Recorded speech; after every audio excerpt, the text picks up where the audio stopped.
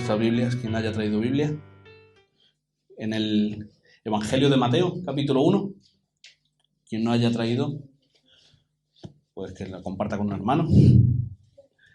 Y quien no, que escuche, es igual. Mateo capítulo 1. Vamos a estar leyendo desde el versículo 18 hasta el 25. Mateo 1, desde el 28 hasta el 25.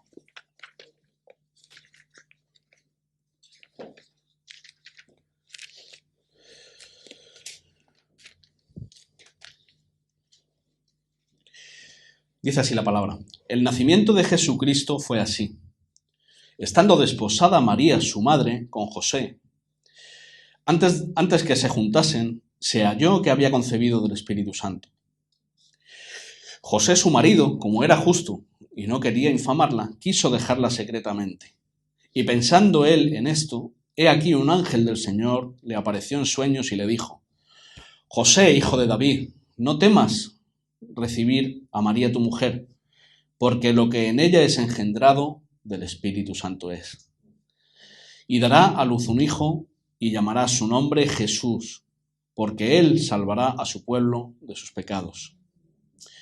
Todo esto aconteció para que se cumpliese lo dicho por el Señor por medio del profeta, cuando dijo: He aquí, una virgen concebirá y dará a luz un hijo, y llamará su nombre Emmanuel, que traducido es Dios con nosotros. Y despertando José del sueño, hizo como el ángel del Señor le había mandado, y recibió a su mujer. Pero no la conoció hasta que dio a luz a su hijo primogénito, y le puso por nombre Jesús. Amén. Bueno, en estos días, ¿verdad? Cuando llegan estas fechas, el mes de diciembre llega la Navidad, llega la magia, el mundo se vuelve loco de alegría, ¿verdad? De repente a todos les da por ser muy buenos con el pobre, ¿vale? Solo en estos días, el resto del año no. A todos por ser muy empáticos, ¿verdad? Pero a la vez no paramos, incluyámonos todos, no paramos de disfrutar de exquisitas cenas, exquisitas comidas, de comprar cosas que no solemos comprar normalmente y todo esto. Son días que se dispara el consumismo y lo llamamos magia. Se disparan las ilusiones de los niños, pero con falsas esperanzas. Desgraciadamente, en la mayoría de los casos es así, esperanzas vanas. ¿Vale? En su inmensa mayoría de los casos son cosas que no están fundamentadas. Como en ese anuncio que están poniendo, lo habréis visto, ¿verdad? Ese anuncio que están poniendo de una gran superficie, no voy a hacer publicidad, evidentemente, un gran mercado, ¿no? Digámoslo así, una gran superficie, en el que sale una niña cantando una canción que ve elfos por todas partes. Ve elfos por todas partes, hasta su padre es un elfo. Va dada de la mano y ve a su padre y es un elfo también, tiene las orejas así. ¿Vale? Entonces, ¿qué es lo que está pasando con la Navidad? ¿Esa es la Navidad? ¿Realmente? ¿Esa es la Navidad? ¿Por qué no cantan que ve la gloria de Dios en la creación? Y le lleva a pensar en el gran Salvador, que es lo que se está conmemorando realmente. No, la niña ve elfos y es lo que nos quieren meter por la televisión, por los medios, ¿verdad? No, niños, la Navidad no son elfos, la Navidad no es magia, la Navidad no son esas cosas, ¿vale? Ni brujas, ni cositas de esas. Eso no es la Navidad, no tiene nada que ver con la Navidad. Esta es una época también que muchos, desgraciadamente, la disfrazan de felicidad. Pero una felicidad, desgraciadamente, basada en fiestas, en muchas veces borracheras, drogas, sensualidad y hasta sexo desenfrenado. Son basados en que dicen, tenemos días de fiesta, cobramos doble paga, ¿verdad? Tenemos la paga extra y eso es para aprovechar, para emborracharnos, para irnos de fiesta y para todo esto, ¿vale? Tampoco tiene nada que ver eso, evidentemente, con la verdadera Navidad, ¿eh?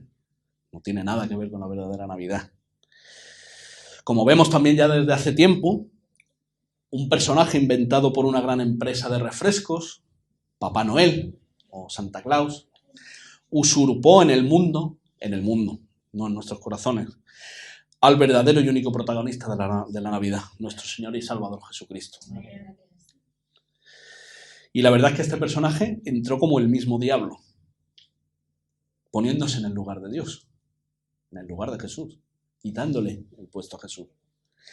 Y además comprando el corazón de los incrédulos con regalos materiales. Papá Noel. Aunque los verdaderos cristianos sabemos que el único y verdadero regalo vino del cielo a nacer en un pesebre. Crecer libre de pecado y salvar a su pueblo en la cruz. Esa es la Navidad. Esa es la verdadera Navidad. Dios mismo fue nuestro regalo. Dios mismo. Y hoy vamos a estudiar este pasaje que hemos estado leyendo, que nos describe el verdadero propósito por el cual hacemos celebración en estos días. Pero no quiero dejar pasar la oportunidad para que veamos un tema polémico dentro del cristianismo, porque es un tema que dentro del mismo cristianismo hay mucha polémica. Hay cristianos que dicen que se debe celebrar la Navidad y hay otros cristianos que dicen que no se debe celebrar la Navidad. Es una polémica que existe desde hace siglos. Y lo vamos a resumir en dos preguntas. La primera, ¿deben los cristianos celebrar la Navidad directamente? Y la segunda, ¿cuál es el verdadero significado de la Navidad? Entonces, ¿deben los cristianos celebrar la Navidad? Como decimos, la polémica esta lleva siglos. Es una discusión en la que hay cristianos muy piadosos que están en la postura de que sí se debe celebrar la Navidad y hay cristianos muy piadosos que están en la postura de que no se debe celebrar la Navidad. Es decir, no es cuestión de que haya un sí absoluto ni un no absoluto. Por eso, en realidad, ¿qué dice la Biblia sobre este tema? ¿Habla la Biblia sobre si la Navidad es una festividad que debe ser celebrada por los cristianos? Una razón de los que están en contra de la celebración de Navidad es que las tradiciones que la rodean tienen su origen en el paganismo. Y es verdad, no hay duda que algunas de las que llamamos hoy en día tradiciones navideñas están nacidas del paganismo, ¿vale? Vienen a relacionarse con el paganismo de alguna manera.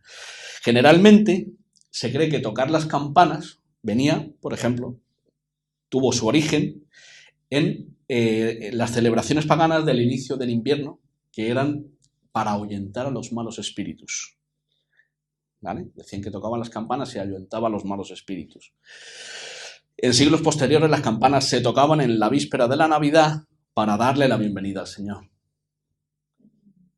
Como dice el Salmo 95:1, venid, aclamemos alegremente a Jehová, cantemos con júbilo la roca de nuestra salvación. Pero cuando los cristianos disfrutamos de un tocar de campanas de Navidad, recordamos la venida de Jesús al mundo, no la expulsión de espíritus malignos. Estamos viendo que hay una diferencia entre la motivación del corazón en las personas del mundo y en los cristianos, ¿verdad? Similarmente, había una antigua tradición pagana de encender velas para ahuyentar los poderes del frío y la oscuridad. Las velas, cuando vemos que se ponen lucecitas, se ponen velas, en el paganismo era para eso. Sin embargo, es posible que nosotros, al encender las velas, nuestros corazones, los de los cristianos, se sientan inclinados hacia aquellos antiguos ritos paganos, en vez de regocijarse en nuestro Salvador, la verdadera luz del mundo. Eso es lo que significa cuando nosotros los cristianos encendemos velas, la luz del mundo. Como dice Juan 1, del 4 al 9, en él estaba la vida, y la vida era la luz de los hombres. La luz en las tinieblas resplandece, y las tinieblas no prevalecieron contra ella. Hubo un hombre enviado de Dios, el cual se llamaba Juan. Este vino por testimonio para que diese testimonio de la luz, a fin de que todos creyesen por él. No era él la luz, sino que para que diese testimonio de la luz, aquella luz verdadera que alumbra a todo hombre, venía a este mundo. Y eso es el significado que le damos nosotros a las simples velas, a las simples luces, la luz del mundo, Jesucristo. Tampoco es probable que cuando doy regalos a mis seres queridos en Navidad, estos regalos tengan un menor significado para alguno de nosotros, porque hace siglos en algún lugar algún druida ofreció un regalo a una cabra, a su cabra, por parte de un ritual pagano. O sea, había druidas que regalaban a sus cabras, hacían regalos a sus cabras para el ritual pagano. Nosotros recordamos los regalos ofrecidos por los magos a Cristo recién nacido, evidentemente. No tiene nada que ver con druidas ni con regalos a cabras. Como vemos en Mateo 2, capítulo 11, versículo 11, y al entrar en la casa vieron al niño, los magos, con su madre María, por cierto no dice nada de reyes, dice magos, la Biblia, y postrándose lo adoraron, y abriendo sus tesoros le ofrecieron presentes, oro, incienso y mirra. Y eso es lo que nosotros cuando nos hacemos regalos, nos hacemos obsequios entre los seres queridos, los hermanos, los familiares, eso es lo que nosotros recordamos, los obsequios que los magos llevaron al niño.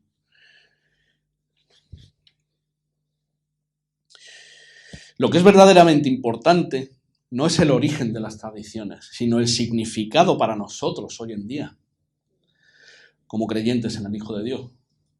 Hay muchas fiestas que celebramos también, los cumpleaños, nuevamente, las fiestas de cumpleaños vienen también de origen pagano. ¿Quién no celebra su cumpleaños?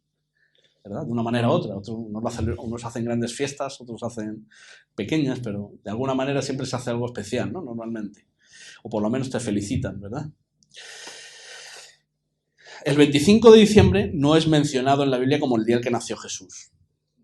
Y no debemos ser dogmáticos en eso. Es más, lo más probable es que estuviera la fecha bastante separada del 25 de diciembre. Pero aún así, aun estando la fecha totalmente equivocada, existe la oportunidad para miles de personas que no asisten a la iglesia en ningún otro día del año, ir en Navidad y escuchar el Evangelio de Cristo. Hermanos, es una oportunidad. Es una oportunidad. O aprovechar en los hogares también, en las comidas, en las cenas, en las reuniones familiares, para predicar el Evangelio. Porque esa es la verdadera Navidad. Ahora, si tenemos nuestro corazón en la otra Navidad, entonces no predicaremos el Evangelio. Pero tenemos una oportunidad ahí de predicar a los seres queridos o a los incrédulos el Evangelio. Para los cristianos, las tradiciones de la Navidad pueden ser una parte importante en la celebración del nacimiento de nuestro Salvador. Y ellas nos recuerdan ese extraordinario momento que cambió el mundo para siempre. Es un recuerdo del hecho, del evento más importante de la historia del universo, el nacimiento de Dios en la tierra, la encarnación. Dios vino a visitarnos en persona. Más importante aún es que nos recuerden el milagro del nuevo nacimiento que Él creó en nosotros. Eso también lo celebramos en Navidad, nuestra propia Navidad de cada uno, ¿verdad? Cuando vino, nos quitó el corazón de piedra, nos dio uno de carne, nos salvó de nuestros pecados y nos hizo hijos de Dios a través del derramamiento de su sangre en la cruz. Él pagó, como dice Colosenses 1, dice, por cuanto agradó al Padre que en Él habitase toda plenitud y por medio de Él, de Cristo, reconciliar consigo todas las cosas, así las que están en la tierra como las que están en los cielos, haciendo la paz mediante la sangre de su cruz. Amén. Es esta maravillosa verdad la que nos permite clamar junto con los ángeles, como dice en Lucas 2:14, gloria a Dios en las alturas y en la tierra paz, buena voluntad para con los hombres. Y en la Reina Valera dice buena voluntad, por cierto, para con los hombres. En la Biblia textual, que es más ajustada al texto original, dice buena voluntad para con los hombres que Dios escogió. Así, textualmente. Luego me dirán calvinista, pero es lo que dice la Biblia textualmente. Y pasamos a la segunda pregunta. ¿Cuál es el verdadero significado de la Navidad? Ya lo hemos estado viendo, ¿no? El verdadero significado de la Navidad es el amor. Juan 3:16, 17 dice, de tal manera amó Dios al mundo que ha dado a su Hijo unigénito para que todo aquel que en él cree no se pierda, sino que tenga vida eterna. Dios no envió a su Hijo al mundo para condenar al mundo, sino para que el mundo sea salvo por él. El verdadero significado de la Navidad es la celebración de este increíble acto de amor. La verdadera historia de la Navidad es la historia de Dios hecho hombre en la persona de Jesucristo. Nació, vivió una vida sin pecado y siendo justo se entregó a muerte de cruz, como si fuera culpable, para pagar por nuestros pecados, los nuestros, no los de Él. Él no tenía pecado. Nosotros, los verdaderos culpables, Él pagó por nosotros. Y ahora Dios el Padre nos ve como justos, nos ve como Él, porque Él ya pagó. Él pagó en nuestro lugar. Y esto nos lleva a hacernos unas preguntas, ¿verdad? ¿Por qué hizo Dios tal cosa? Porque nos ama. Porque nos ama. ¿Por qué fue necesaria la encarnación de Cristo? Porque necesitábamos un Salvador. Porque nosotros no podíamos salvarnos. Nadie puede salvarse a sí mismo. Solo Cristo puede salvar. ¿Y por qué nos ama Dios tanto? Porque Él es amor. Dios es amor. Como dice 1 de Juan, capítulo 4. El que no ama no ha conocido a Dios, porque Dios es amor. ¿Y por qué celebramos la Navidad cada año? Por gratitud hacia Dios por lo que hizo por nosotros. Además, los cristianos celebramos la Navidad todos los días de nuestra vida. Aunque eso no quiere decir que no podamos celebrar de una manera especial en estas fechas el nacimiento de nuestro Salvador. El verdadero significado de la Navidad es amor. Dios amó a los suyos y proveyó el camino, el único camino, Jesucristo, para que pasemos la eternidad con Él. El único camino. Y eso es lo que recordamos en estos días. Como dijo C.S. Lewis, el autor de Crónicas de Narnia, no sé si alguien no ha visto las películas, lo recomiendo profundamente que las veáis, porque es una película bastante infantil, pero mucho más profunda que otras películas muy profundas. Es el pleno evangelio, las Crónicas de Narnia. Dijo, el Hijo de Dios se hizo hombre para que los hombres pudieran ser hijos de Dios. Eso dijo una afirmación de C.S. Lewis. El Hijo de Dios se hizo hombre para que los hombres pudieran ser hijos de Dios. Dios dio a su Hijo único para ejecutar en Él el castigo por nuestros pecados. Él pagó el precio por completo y por eso estamos libres de condenación. Cuando nos da este regalo gratuito de amor, como dice Romanos 5:8, mas Dios muestra su amor para con nosotros en que siendo aún pecadores, Cristo murió por nosotros. Cristo murió por nosotros. Quiero decir con todo esto que el cristiano está obligado a celebrar la Navidad. Por supuesto que no. Especialmente me refiero en estos días. El cristiano la celebra, como hemos dicho, todos los días. Más bien quiero decir que el cristiano, en su conciencia, quiera celebrarla especialmente en estas fechas, no peca. Hay mucha polémica por ahí que dicen que el que la celebra está pecando por el tema que hemos dicho del paganismo. No, hermano. El que celebra especialmente el nacimiento de Jesucristo y su obra en la cruz, la verdadera Navidad, no peca. Ni mucho menos, siempre que la motivación sea Cristo.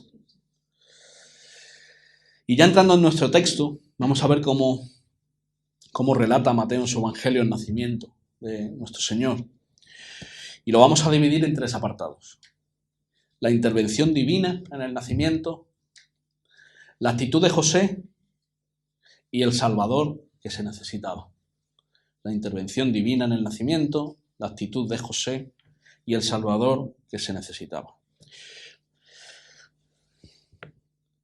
El versículo 18 dice, el nacimiento de Jesucristo fue así. Estando desposada María, su madre, con José, antes que se juntasen, se halló que había concebido del Espíritu Santo. A ver, la palabra desposada significa que el compromiso era, según la ley judía, un casamiento válido. Pero dicen que todavía no estaban juntos, todavía no vivían juntos. Es decir, les faltaba que se juntasen. ¿Vale? Pero por la ley judía, el matrimonio era ya válido y totalmente correcto. Y en esa situación fue que sucedió que María quedó embarazada. Si nos hacemos una idea, humanamente hablando, lo normal es pensar que María había tenido relaciones sexuales, ¿verdad? Con un hombre, con José o con otro hombre, desde fuera, y quedó embarazada, ¿verdad? Y como digo, los de fuera pensarían que José y ella habían sucumbido a la tentación, ¿verdad? Pero ¿cómo se sentiría José sabiendo que el hijo no era suyo? Podemos imaginarnos, y bajo el contexto de la ley judía. Pero las Escrituras, desde el principio del relato, nos dejan claro que María no había estado con ningún hombre, sino que quedó embarazada por el Espíritu Santo. Ya desde el versículo 18 lo deja claro, ¿verdad? Ella sabía que esto iba a pasar porque el ángel Gabriel se lo anunció, como vemos en el pasaje paralelo del Evangelio de Lucas, en el capítulo 1, vamos a estar leyendo, dice: entonces el ángel le dijo: María, no temas, porque has hallado gracia delante de Dios. Y ahora concebirás en tu vientre y darás a luz un hijo, y llamarás su nombre Jesús. Este será grande y será llamado Hijo del Altísimo. Y el Señor Dios le dará el trono de David su padre. Y reinará sobre la casa de Jacob para siempre, y su reino no tendrá fin. Entonces María dijo al ángel: ¿cómo será esto? Pues no conozco varón. Respondiendo el ángel le dijo: el Espíritu Santo vendrá sobre ti, y el poder del Altísimo te cubrirá con su sombra. Por lo cual también el santo ser que nacerá será llamado Hijo de Dios. Esa fue la anunciación que el ángel Gabriel le hizo a María.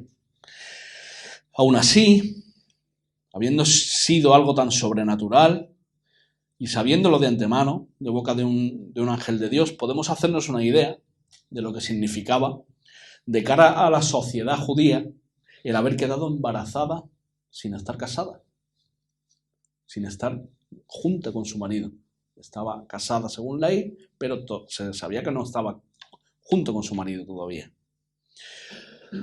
Según la ley judía debería ser apedreada hasta la muerte. Lo vemos en Deuteronomio 22. Dice: si hubiera una muchacha virgen desposada con alguno, y alguno la hallare en la ciudad y se acostare con ella, entonces los sacaréis a ambos a la puerta de la ciudad y los apedrearéis y morirán. La joven porque no dio voces en la ciudad, y el hombre porque humilló a la mujer de su prójimo. Así quitarás el mal de en medio de ti. Lo más probable que, sabiendo cómo fue la situación, no, pero imaginaros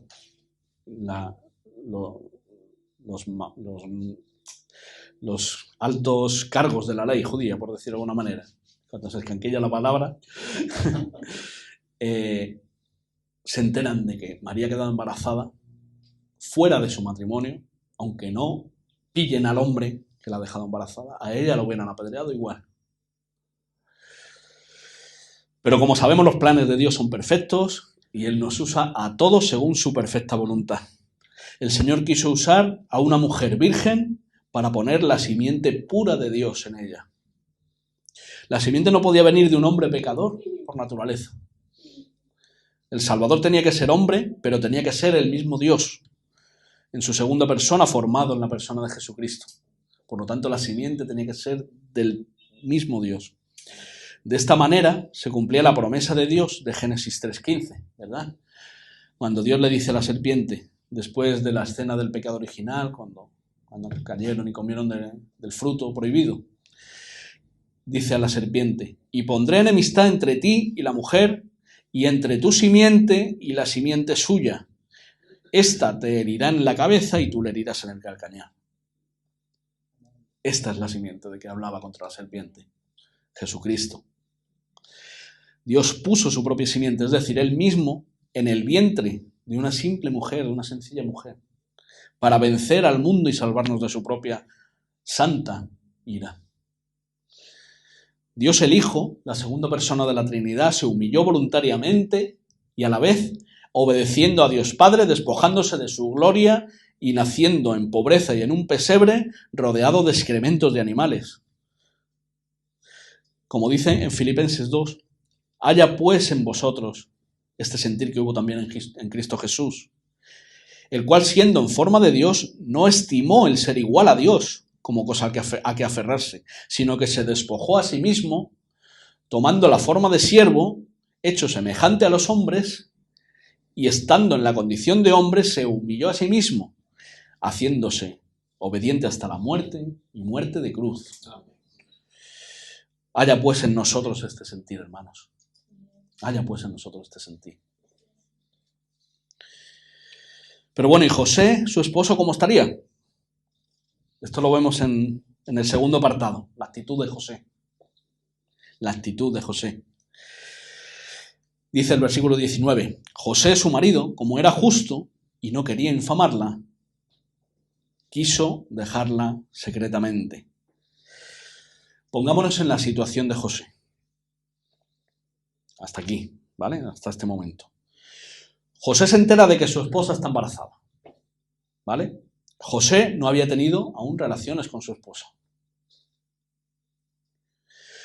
José estaría triste, estaría decepcionado, estaría enfadado y más cosas que terminan en ado. Vamos a ponernos en la situación de José. Se encuentra esa sorpresa, ¿verdad?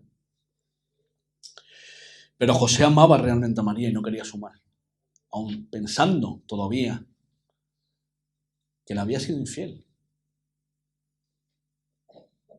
Dice la palabra que José era justo. Evidentemente no se refiere a que era justo sin pecado. El único justo sin pecado iba a ser su hijo putativo, Jesucristo. Cuando dice que José era justo se refiere a que era un hombre recto, honrado en este contexto.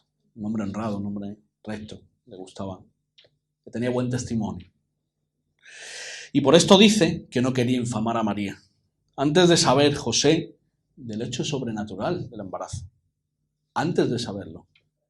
José no quería infamar a María pensando que le había sido infiel. Él sabía que seguramente María sería sentenciada a muerte y su intención primera fue dejarla en secreto para evitar ese mal. Él quería evitarle el mal a María. Pero evidentemente nuestro maravilloso Señor no iba a dejar así a José. Y sobre todo que José también iba a ser un hombre usado por Dios para sus propósitos, ¿verdad? Dios también envió un ángel, a un mensajero, que habló a José. Aquí no dice si fuera ángel Gabriel, probablemente sí, sería el mismo ángel, me imagino que a María. Pero bueno, la Biblia no lo dice, no lo vamos a afirmar. Dice el versículo 20-21, y pensando él en esto, en la situación, María embarazada sin haber tenido relaciones con él, pensando él en esto, he aquí un ángel del Señor le apareció en sueños y le dijo, José, hijo de David, no temas recibir a María, tu mujer, porque lo que en ella es engendrado del Espíritu Santo es. Y dará a luz un hijo y llamará su nombre Jesús, porque él salvará a su pueblo de sus pecados. Nos podemos imaginar a ese hombre, ¿verdad? Después de lo mal que se sentiría cuando recibió esta noticia. Tendría una mezcla de sensaciones, ¿verdad? A la vez de consuelo, ¿verdad? De alivio y de ver que su mujer no le había sido infiel, ¿verdad? Y además de atónito porque el hecho tan sobrenatural, un ángel se le apareció a su mujer y se le apareció a él, les dio el mismo mensaje, es algo inimaginable, ¿verdad? Estaría hasta asustado, creo yo. Pero Dios manda al ángel para consolarle y fortalecerle, pero también para ordenarle lo que tenía que hacer. El Señor le dice, dará a luz un hijo y llamará su nombre Jesús, que significa Salvador. Jesús significa Salvador. Por eso, sigue después, porque Él salvará a su pueblo de sus pecados. Jesús el Salvador. Y cuando José recibió este mensaje, cuando despertó, ¿qué hizo? Se lo pensó, dudó, ¿verdad? Estuvo, bueno, a ver qué hago, no sé, se me ha parecido un ángel, no sé. No, de ninguna manera, ¿verdad? Pensó, soy demasiado humilde para esto, ¿no? Yo no puedo, no. Fue y lo hizo. Lo vemos en los versículos 24 y 25. Dice, y despertando José del sueño, hizo como el ángel del Señor le había mandado y recibió a su mujer. no dudó nada. Pero no la conoció hasta que dio a luz a su hijo primogénito y le puso por nombre Jesús. José reaccionó inmediatamente y recibió a su mujer. ¿Nos podemos imaginar, por ejemplo, cómo se sentirían los dos cuando se contaron el uno al otro el mensaje del ángel? Pues es que a mí me ha hecho lo mismo que a ti. Es que es impresionante esto. Podemos imaginar, ¿verdad? Y aquí en el versículo 25 hay una información que Dios nos da en su palabra. Y cuando Dios nos da información en su palabra, significa que es información importante. Me refiero a lo siguiente. Pero no la conoció hasta. Pero no la conoció hasta. Es muy importante ese hasta. No la conoció hasta que dio a luz a su hijo primogénito. Primogénito, no unigénito. Vamos por partes. Primero, está hablando de José sobre María y dice que no la conoció hasta. Esta palabra conocer, en el griego original, es una palabra que significa tener relaciones sexuales. Así de claro, en este contexto se refiere a eso, a tener relaciones sexuales. Es decir, que José no tuvo relaciones sexuales con María hasta que dio a luz a su hijo. Cuando dice hasta, ineludiblemente significa que hay un después de. Ineludiblemente.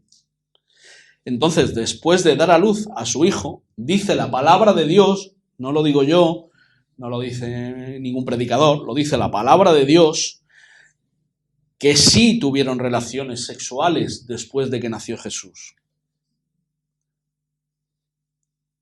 Porque fue hasta y después de sí. Dice la palabra que fue después de dar a luz a su hijo primogénito, no a su hijo unigénito. Es decir, que después María y José tuvieron más hijos. Porque Jesús era el primogénito de ellos. Si no hubiera dicho el unigénito, si hubiera sido el único. El unigénito es de Dios, pero no de María. Jesucristo es el unigénito hijo de Dios, no de María. Pero esto se ve claro en muchos otros pasajes de la Biblia. Por ejemplo, vamos a poner un par de ejemplos. Mateo 12:46. Dice, mientras él aún hablaba a la gente, he aquí su madre y sus hermanos estaban afuera y le querían hablar. Su madre y sus hermanos de Jesucristo. O en Mateo, a ver, que me he perdido. En Mateo 13:55 dice claramente el nombre de sus 4 hermanos. Dice, ¿no es este el hijo del carpintero? Lo estaban diciendo la gente ahí, que le conocía, ¿verdad? Hablando de Jesús, decía, ¿no es este el hijo del carpintero? ¿No se llama su madre María y sus hermanos Jacobo, José, Simón y Judas? Le conocían y conocían a sus hermanos. Era una aldea, eran donde vivían, se conocían todos. Y como estos hay muchos más versículos.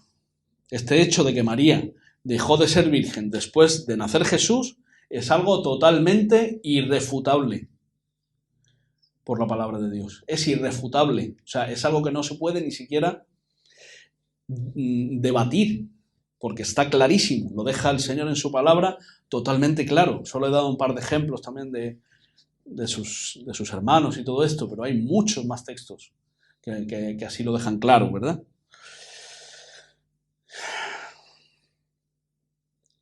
Y es algo que a los católicos romanos que leen la Biblia, que los hay, algunos hay que leen la Biblia, solo les traerá mayor condenación si no se arrepienten. Porque están adorando a una mujer. Están adorando a una mujer como nosotros, a una hermana. Que sí, que el Señor la usó muy sobrenaturalmente, pero fue una hermana.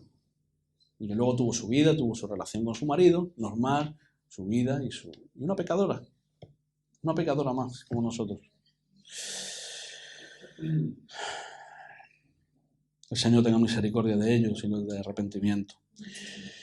Y termina el versículo 25 diciendo que, como no podía ser de otra manera, José y María obedecieron a Dios y pusieron al niño de nombre Jesús, el Salvador, el nombre sobre todo nombre, Jesús. Y he dejado los versículos centrales de nuestro texto para el último punto, el Salvador que se necesitaba. El Salvador que se necesitaba. Dicen los versículos 22 y 23, todo esto aconteció para que se cumpliese lo dicho por el Señor por medio del profeta cuando dijo, he aquí una virgen concebirá y dará a luz un hijo y llamará su nombre Emmanuel, que traducido es Dios con nosotros. Esta profecía la tenemos en Isaías 7:14. Y en nuestro pasaje, como dijo el ángel, tenemos el cumplimiento, nuestro pasaje de Mateo, el cumplimiento de esta profecía. Como todas las profecías, se cumple en Cristo, como él mismo dijo en Juan capítulo 5:39, escudriñad las Escrituras, porque a vosotros os parece que en ellas tenéis la vida eterna, y ellas son las que dan testimonio de mí. Todas las profecías son en él sí y en él amén. Todas son de Cristo. Y sobre su encarnación, o la primera venida del Señor, hay varias promesas en el Antiguo Testamento. Por ejemplo, en Miqueas 5 dice, pero tú, Belén Éfrata, pequeña para estar entre las familias de Judá, de ti me saldrá el que será Señor en Israel, y sus salidas son desde el principio, desde los días de la eternidad. Pero los dejará hasta el tiempo que dé a luz la que ha de dar a luz, y el resto de sus hermanos se volverá con los hijos de Israel. Y él estará y apacentará con poder de Jehová, con grandeza del nombre de Jehová, su Dios, del nombre de Jehová, su Dios, y morarán seguros porque ahora será engrandecido hasta los fines de la tierra. Y en Génesis 49:10 nos dice que vendría de la tribu de Judá, ¿verdad? Y no será quitado el cetro de Judá, ni el legislador de entre sus pies, hasta que venga Silo. La palabra hebrea hace referencia al Mesías. Y a él se congregarán los pueblos. O el famoso texto que ha leído el hermano Jesús antes, de Isaías 9:6, porque un niño nos es nacido, hijo nos es dado, y el principado sobre su hombro. Y se llamará su nombre admirable, consejero, Dios fuerte, Padre eterno, príncipe de paz. Y muchos más textos hay en el Antiguo Testamento, ¿verdad? Que nos predicen la venida de nuestro Señor, de nuestro Salvador. Porque Él, y no nosotros, sino Él, nuestro Señor Jesucristo, es el protagonista de la historia. Y es el protagonista de todo, incluida la Biblia. Jesús es el protagonista, no nosotros. Quien quiera ver en la Biblia su prosperidad está equivocado. Debe arrepentirse. En la Biblia está la historia de redención. Y el centro es Jesucristo y la cruz. Pero la profecía de Isaías a la que hace referencia el ángel, al hablarle a José, el Señor le dice, le pondrás de nombre Emmanuel, ¿verdad? En Isaías dice, le pondrás de nombre Emmanuel. Y después le dice que le pondrá de nombre Jesús, ¿verdad? ¿Hubo acaso un cambio de opinión en Dios? Se arrepintió, dijo, no, me gusta más este nombre. Ni mucho menos, por supuesto que no. Por supuesto que no. En primer lugar, tengamos en cuenta que la profecía del Antiguo Testamento se da en otra lengua, en hebreo, y en otro contexto bíblico y cultural, y en otra época, mucho más temprana. Resulta que no es que fuera a tener ese Emmanuel como un nombre propio, como si le pusieron Jesús, sino que vendría a ser reconocido en ese carácter, como Dios manifestado en carne, desde entonces y para siempre. Emmanuel, Dios con nosotros. Emmanuel significa Dios con nosotros y en la profecía se refiere a que sería así y debe ser reconocido para siempre, Dios con nosotros. Y así fue. Dios vino para habitar entre nosotros y se hizo hombre, pero no pecó. Pero tú y yo sí hemos pecado. Tú y yo sí hemos pecado. Hemos pecado desde el principio. Desde pequeñitos, en pensamiento, en palabra, en obra, hemos pecado. Siempre. Pero Jesús no pecó. Y vivió así en la tierra, sin pecado. Y lo hizo para revertir nuestra culpa. Lo hizo para deshacer las obras del diablo. Para que pasemos de muerte a vida. Lo hizo por nosotros. Él lo hizo por nosotros. Jesucristo, siendo perfecto, sin mancha, sin pecado, fue a morir a la cruz. Y este es el verdadero sentido de la Navidad. Jesucristo vino al mundo para morir en la cruz y salvar a su pueblo. Y fue a la cruz como cordero que va al matadero. No abrió su boca. Dice Isaías 53, ¿verdad? Si recordáis. Como cordero fue al matadero, él no abrió su boca. Y lo hizo por amor a ti y a mí. Lo hizo para pagar la deuda que nosotros tenemos con Dios y nosotros no podemos pagar. Todos, desde que nacemos. Olvídate. Tú no puedes pagarla. Olvídate. Olvídate. Tú no vas a ir al cielo por ser buena persona. Nadie va a ir al cielo por ser buena persona, porque nadie es tan buena persona como Dios. Nadie. Y Dios exige que para ir al cielo tienes que ser como Él. No hace cosas buenas y cosas malas. Para ir al cielo tienes que ser como Dios. Tú no puedes y yo tampoco. Pero Cristo sí pudo. Cristo pudo porque Él es Dios. Como hemos visto, Dios se hizo hombre y se convirtió en Emmanuel, Dios con nosotros. Y Él pudo pagar el precio de nuestra salvación. Con su propia sangre derramada nos salvó, recibió el castigo de todo aquel que en Él cree. Y el que en Él cree, y solamente en Él, en Jesucristo, ha pasado de muerte a vida. Si hay alguien aquí que todavía no cree en Jesucristo como su Salvador, como la única fuente de vida, como el único en el que hay perdón, arrepiéntete y ve a Cristo, porque es la única forma en la que puedes ser limpio y salvado y perdonado. Vamos a orar.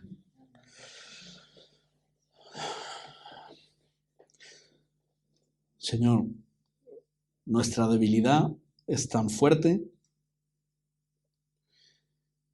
que tuviste que venir a rescatarnos, Padre. Tú siendo Dios, estando en tu gloria, tuviste que venir, nacer en un pesebre, como un bebé, en debilidad, para igualarte a nosotros, Señor. Tú te bajaste y te rebajaste para igualarte a nosotros, para poder venir y salvarnos. Señor, y tú nos pides que creamos en ti, Señor.